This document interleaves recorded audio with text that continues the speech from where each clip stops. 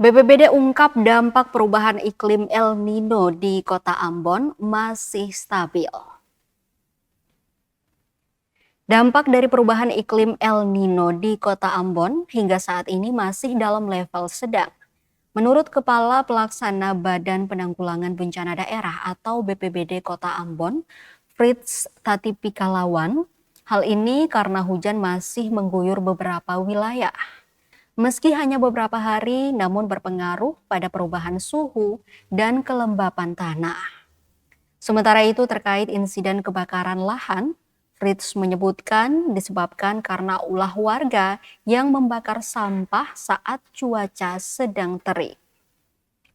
Akibatnya api dengan mudah menjalar dan membakar area kering lainnya.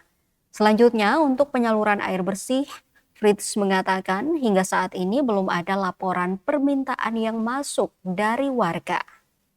Sebelumnya, ia telah mengimbau warga untuk meminimalisasi penggunaan air bersih sehingga mampu bertahan hingga 2 pekan ke depan. Saat ini BPBD telah menyiapkan 1 armada untuk penyaluran air bersih ke warga. Meski begitu, ia tetap mengingatkan warga untuk menghubungi layanan darurat pemerintah saat membutuhkan penanganan.